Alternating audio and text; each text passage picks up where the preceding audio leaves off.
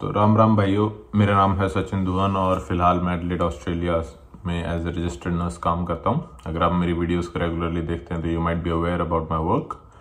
तो एक common question होता है कि हम ऑस्ट्रेलिया 12th के बाद आएँ या बैचलर्स के बाद आएँ या मास्टर्स के बाद आएँ, कब आना चाहिए? या वो अगर आपका like if you are sending your kid, तो ये भी एक क्वेश्चन होता है कि हम अभी भेजें क्यों, भी छोटा है, या बाद में भेजें। उसके ऊपर बात करते हैं इस वीडियो में। कोई बात कहाँ से? तो ऐसा होता है कि आप अगर 12वीं के बाद आते हो तो आपके ऑप्शंस थोड़े अलग हैं। आप अगर बैचलर्स के बाद आते हो तो थोड़े ऑप्शंस आपके अलग होते हैं। उसके ऊपर भी अभी बताता हूँ आपको क्या सीन है। अगर अब जैसे मेरे जो कजन्स हैं, जो मेरे नोन हैं, वो 12वीं के बाद आ रहे हैं, उनको क्या क्या अपॉर्चुनिटीज़ मिलती हैं, और मैं जिनको मास्टर्स के बाद आते हुए देख रहा हूँ उनको क्या क्या अपॉर्चुनिटीज़ मिलती हैं। तो वही ऐसा सीन होता है, अगर आप 12वीं के बाद आ रहे हो, किसी भी कोर्स में आ रहे हो, पहला एक जो नोट करने वाला पॉइंट होता है कि बच्चा काफ़ी यंग होता है। The student is just coming out of school, you might be not be aware about कि कैसी दुनिया है। मैं आपको थोड़ा नेगेटिव क्या मतलब जो कॉन्स हैं, प्रो एंड कॉन्स में बात करें, जो कॉन्स हैं आपके वो बताता हूँ। अब पहले तो आप काफ़ी यंग हो, यू आर नॉट अवेयर कि दुनिया कैसी है, बिकॉज यहाँ विदेश में किसी भी कंट्री में जा रहे हो आप, इट्स लाइक आपका अपना कोई करीबी और कोई ट्रस्टवर्दी बंदा मिलना is not an easy task. बाकी भाई आप शुरू में आते हो ना, आपको इतना पता नहीं होता है कि कहाँ किससे कैसे बात करनी है, कैसे बिहेव करना है।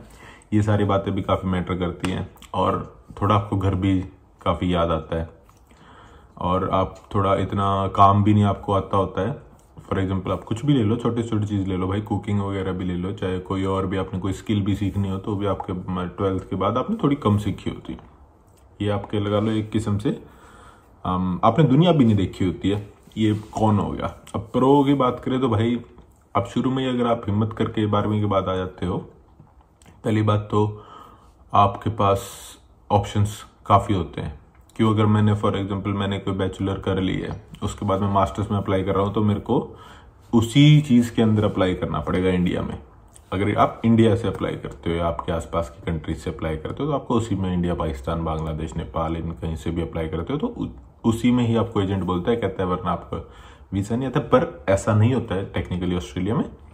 It's like if you go to any official website of university, कोई कोर्स में, उसमें ऐसे लिखा नहीं होता है कि आपको इसी में पढ़ा होना चाहिए। आप और डिसिप्लिन लिखा होता है स्पेसिफिकली। अगर ग्रेजुएट एंट्री है, जैसे नर्सिंग में बताऊँ, master of nursing graduate entry में उसमें लिखा होता है अगर आप और किसी स्ट्रीम से भी हो तो भी आप नर्सिंग कर सकते हो। जैसे अब मुझे एक लड़की मिली थी जिसका 7 साल का बैंकिंग का एक्सपीरियंस है, और वो अभी मास्टर ऑफ नर्सिंग की आई थिंक 6 महीने हो गए उनके ऑस्ट्रेलिया में पढ़ते हुए, and she is working in an age care at the moment. तो आप देख सकते हो एग्जाम्पल्स होते हैं, पर थोड़ा देखो रिस्क कहते हैं अपने स्पेशली नॉर्थ इंडिया में एजेंट्स की, रिस्क है वीज़ा कैंसिल का, ये हो जाता है। ये मैं बैचलर्स के बाद की बात कर रहा हूँ। हाँ, अगर आप 12th के बाद आ रहे हैं तो आपके एम क्लियर होता है। अब आपको एक अच्छी बात ये भी है कि you get to know very quick. आप जो चीज़ आदमी यहाँ पर आकर 25-26 साल की उम्र में देखेगा, वो आपने पहले ही 18-19 साल की उम्र में देख ली है। आप वो सब करने लग गए हो, आप सीख जल्दी जाते हो। वो कहते हैं ना, जल्दी बड़े हो जाते हो आप। ये आपका एक पॉइंट होता है भाई। अगर आप बैचलर्स करने आते हो 12th के बाद, आप हार्ड वर्क करना सीख जाते हो। You start learning early. मैं ये कहूँगा यू स्टार्ट लर्निंग अर्ली कि पैसे कैसे बनाने हैं, कहाँ से जोड़ने हैं, कैसे खर्चने हैं, ये सब चीज़ें हैं। अब एक नेगेटिव पॉइंट ये है, मिक्स करते रहेंगे भाई, थोड़ा आप ध्यान से सुनिएगा, जो दिमाग में आता है वो आपको बताते रहेंगे। अब नेगेटिव पॉइंट मुझे ये भी लगता है कि भाई अगर फॉर एग्जांपल मैं यहाँ आता हूँ 12वीं करके और मेरे से इतनी जॉब नहीं कर पाता हूँ मैं, तो बैकग्राउंड से मुझे सपोर्ट जो मिलेगा बैक फ्रॉम होम, वो 3 साल के लिए सपोर्ट होगा। 3 साल के लिए उनको फीस भरनी होगी, फीस थोड़ी ज़्यादा हो जाती है आपकी, ये पॉइंट होता है भाई। अब जैसे अगर आप कोई नर्सिंग या ऐसा कोई कोर्स करने आ रहे हो तो आपकी 3 साल की फीस हो जाती है 45 lakhs। अब अगर आप पढ़ रहे हो 45 lakhs आप दे रहे हो, और फिर आपको अगर कमा नहीं पाते हो आप, वो तो आपको घर वाले आपको हेल्प करते हैं थोड़ा, उनका ज़्यादा, पर उनके ऊपर भी प्रेशर होता है। हाँ, अगर आप फिर वही बात है, अगर आप आगे मास्टर्स के लिए आते हो, और मास्टर्स की बात करते हैं, मास्टर्स में ऐसा है कि आपकी 15-30 लाख की होगी फीस ऑलमोस्ट, अगर आप अच्छा कोर्स कर रहे हो। उसमें आप भाई आप खुद भी अर्न कर सकते हो इतना, और आप ज़्यादातर आपकी फैमिली भी आपको सपोर्ट कर सकती है। नो डाउट कि जो बैचलर्स करने आ रहे हैं अगर वो अच्छे से काम करें तो वो भी निकाल सकते हैं। मेरे साथ जो हैं लोग वो निकालते भी हैं। I am making sense?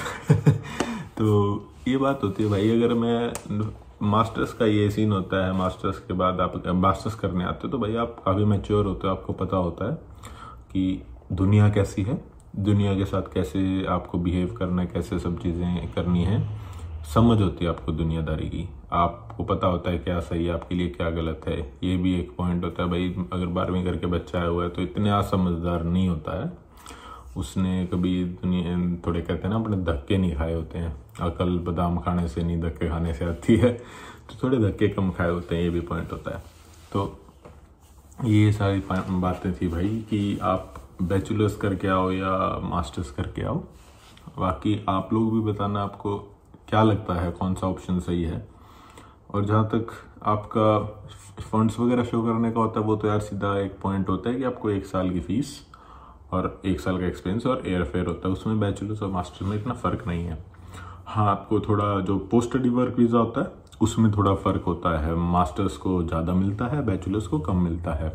पर ये भी होता है कि आप अगर यहाँ के ग्रेजुएट हो, मास्टर्स हो या बैचलर्स हो, वो दोनों में से वो स्टेट टू स्टेट वेरी करता है। पीआर का जो भी इशू होता है, मतलब जो पॉइंट होता है, आई वोंट से इशू, वो आप अच्छे एक एजेंट से हमेशा बात करें और पूछें। और एक क्वेश्चन होता है कि भाई मैं नॉन मेडिकल कॉमर्स से हूँ और मैं नर्सिंग ले सकता हूँ क्या? तो technically you can do, but it depends on the agent as well. बाकी हाँ, कभी कभार लोग कहते हैं कि थोड़ा रिस्क रहता है वीज़ा का। वो भाई अच्छे एजेंट से अगर कंसल्ट करो, वो आपकी सारी एडवाइस देते हैं। और ऑलवेज मैं तो ये कहूँगा, always go for a registered agent. बाकी ऐसे किसी ही जो थर्ड पार्टी होती है, फॉर एग्जांपल अब मैं हिसार, मेरा बहुत छोटा शहर है, अगर मैं वहीं किसी एजेंट से मिलूं और मैं बड़े शहर में जो मेन एजेंट है उससे ना मिलूं, तो जो छोटा एजेंट है वो मेरी फाइल लेगा, आगे वो बड़े एजेंट को देगा, फिर वो एजेंट आगे फाइल करेगा। ऐसा सीन होता है। पर if you have a trust तो आप किसी से भी करवा सकते हो भाई। आखिरी में मेरा मानना है कि जो ये है सब काम सब डर का है। अब अगर हाँ, कुछ जगह पर ऐसा भी होता है कि यूनिवर्सिटीज़ लेती ही फाइल रजिस्टर्ड एजेंट से हैं, जो उनके साथ एजेंट्स जुड़े हुए होते हैं उनसे फाइल लेंगी। और इसमें वैसे तो कोई मुझसे पूछता है कौन सा एजेंट है, मैं तो सीधा कहता हूँ भाई आईडीपी से करवा लो अगर आपको देखना है तो। ऐसे लाइक कोई मैं XYZ ऐसे नाम नहीं दूंगा। आईडीपी लाइक कॉमन नेम आपको हर जगह मिल जाएगा, हर सिटी में, हर बड़े शहर में मिल जाएगा। I think a lot of centres I would say. तो भाई ये सीन होता है ऑस्ट्रेलिया का। बाकी ऑस्ट्रेलिया का क्या, किसी भी कंट्री में फॉरेन में अगर आपको जाना है तो मैं, अगर मुझसे अब कोई पूछे कि मुझे कब आना चाहिए, मैं होता, अगर मेरे पास ऑप्शन होता मैं 12वीं के बाद आना है या अपने डिग्री के बाद, और अगर मेरे पास बजट है तो मैं तो 12वीं के बाद ही आ जाता है यार। अब लाइफ में भाई काफ़ी चीज़ें देखते हो, काफ़ी चीज़ें जो एडवेंचरस लाइफ हो जाती है एक किस्म से, काफ़ी चीज़ें सीखने को मिलती हैं, काफ़ी नए नए दोस्त बनाते हो, नई कंट्री है, नए नए एक्सपीरियंसेस होते हैं, सब कुछ आप सीखते हो। फॉर एग्जांपल खाने से लेकर काम करने तक, खाना बनाना, काम करना, सब एक साथ हो रहा होता है। अब लोग कहते हैं कि भाई स्ट्रेस की भी बात आती है कि आप स्ट्रेस हैंडल करना भी एक बहुत बड़ी बात होती है। अब मैं कल घर पे बात कर रहा था तो we were talking about the suicide of international students in Canada. जो रेट चल रहा है वो एक स्ट्रेस लेवल जो होता है ना भाई, वो भी काफ़ी पॉइंट है कि आप बात कर रहे हैं तो एक और पॉइंट डिस्कस करते हैं। एक जो मैं अगर 12वीं करके आया हूँ और एक अगर मैं बैचलर्स करके आया हूँ, तो आप ये देखिए कि मेरा दिमाग किस टाइम पर ज़्यादा डेवलप है। 12वीं करके आने के बाद अगर आप जॉब यहाँ आप आते हो किसी भी फॉरेन कंट्री में, अगर आपको जॉब थोड़ी कम मिल रही है, फॉर एग्जांपल मैं, अगर मेरे पीछे से इतना बैकग्राउंड स्ट्रांग नहीं था, मैं कहीं ना कहीं से पैसे लेकर आया हूँ और मुझे वापस करने हैं, और मुझे अगर इतनी जॉब्स नहीं मिल रही हैं, तो आपका स्ट्रेस लेवल कितना बढ़ जाता है भाई। स्ट्रेस का ऐसा सीन होता है, यहाँ का स्ट्रेस बिल्कुल अलग है। इंडिया या आपकी होम कंट्री में बैठे बैठे आप नहीं समझ सकते हो वो स्ट्रेस क्या है। वो ऐसा सीन होता है कि इट्स रियली लाइक, मैं शब्दों में बयान नहीं कर पाऊंगा कैसा होता है वो। आप आपकी कंट्री से दूर हो, आपके लोगों से दूर हो, आप यहाँ किसी को नहीं जानते हो, no one would be able to help you that much. Financially कोई ना कोई कहीं ना कहीं से क्या पता थोड़ा बहुत हेल्प कर दे, पर इट्स नॉट ईजी, पहले बता रहा हूँ मैं आपको।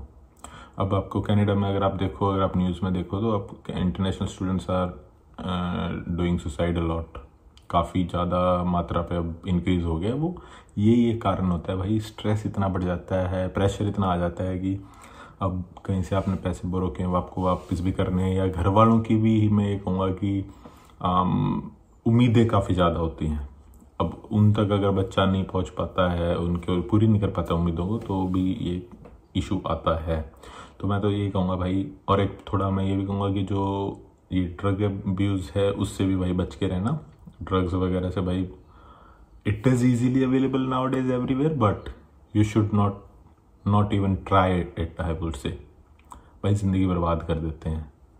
और घर वाले अगर आपको भेज रहे हैं तो आपको हिम्मत रखनी चाहिए, ऐसा कोई भी गलत स्टेप नहीं लेना चाहिए। अब जब मैं अभी कुछ दिन पहले घर था तो मैंने एक वीडियो देखी थी, मेरे पास का एक लड़का था, he committed suicide and he was a single child. तो आप ये देखिए कि पीछे क्या रह जाता है आपके। ठीक है भाई, और इतना भी ज़रूरी नहीं है बाहर आना अगर आप प्रेशर हैंडल नहीं कर सकते हो तो। इसी भाई क्या करें ना, अपने देश में भाई कोई बोरी नहीं टिक रही, यहाँ पे डॉलरों की आते उठानी है, मेहनत करनी पड़ती है सबको, और सबका हो जाता है।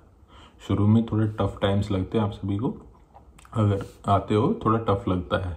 मैं शुरू में आया था भाई, मेरे को अब भी वो दिन याद हैं जब मैं शुरू में आया था। मैं अपने आप को इतना अकेला भी महसूस करता है आदमी, यार यहाँ कोई अपना नहीं है। वहाँ वही बात है, अभी मैंने गाना सुना था भाई का, सुमित भाई का गाना था, उसमें लिखाया था कि बेगान, मतलब जहाँ पर हमारा कोई भी नहीं है, जहाँ हमारे गांव में इतना सब नाम चलता था वहाँ है, पर हाँ अगर आप मेहनत करते हो एक टाइम बाद यहाँ पे भी हो जाता है भाई सब। If you want to be, अभी एक पंकज भाई है मेरे, वो कनाडा जाने की तैयारी कर रहे थे, उनके एक दोस्त ने उनको एक बात कही थी कि भाई अगर आपको फाइनेंशियली स्ट्रांग होना है तो आप विदेश जाओ, अगर आपको सोशली स्ट्रांग रहना है, अपने भाईचारे के साथ रहना है, कनेक्टेड रहना है, तो आपको अपनी होम कंट्री में रहना चाहिए। नो डाउट भाई, आप जितना लगा रहे हो विदेश में आकर आपको उससे काफ़ी दुगना तिगना मिलता है, बट आपको कुछ ना कुछ पाने के लिए कुछ ना कुछ खोना भी पड़ता है। तो ये सारी कहानी है भाई, मैं कहूँगा कि हिम्मत बना कर आओ, सभी आते हैं, सभी मेहनत करते हैं। मैंने ऐसे ऐसे लोगों को काम करते हुए देखा है यहाँ, जो मैं सोच रहा जब आ रहे थे कि इनसे तो कैसे काम होता होगा, but they are doing it. वो अपनी फीस भी निकाल रहे हैं, अब अपने आगे ज़िंदगी भी बना रहे हैं। तो हिम्मत बांध के बढ़िया तरीके से आओ, और बाकी अगर आपको कोई हेल्प चाहिए हो तो भाई आप मुझे कमेंट करके या मैसेज करके कर सकते हो। I try to help as much as I can. और it is a request, if you are sending me any message, तो आप सीधी जो आपकी डाउट होती है वो भेजो भाई। हाय हेलो में टाइम बहुत लगता है भाई, सही बता रहा हूँ मैं आपको। सीधा क्वेश्चन होगा ना, सीधा जवाब आपको बता दिया जाएगा। और बाकी अपना गाना अगर आपने नहीं सुना तो भाई डियर बाबू आप गाना सुन लेना, दूसरे चैनल पे है। अगर आप मेरा नाम डालो डियर बाबू डालोगे तो गाना आएगा। आप प्लीज़ मुझे उसमें वहाँ जाकर बताएं कि आपको गाना कैसा लगा। बाकी you can join our Telegram group और you can message me on Instagram. बाकी अगली वीडियो में मिलते हैं जी। राम राम।